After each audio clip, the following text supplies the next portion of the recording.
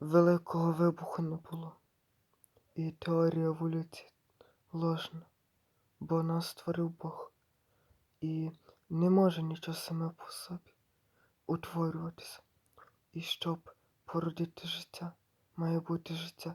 Не може неживе породжувати життя. І щоб створити цей світ, має бути хтось більший за цей світ. І наш світ не виник з хаосу, бо він такий ідеальний. І всі закони фізики так само і ідеальні у цьому світі.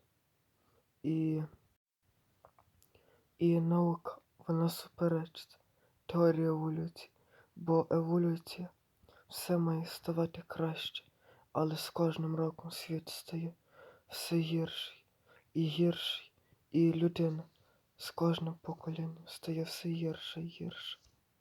Амінь.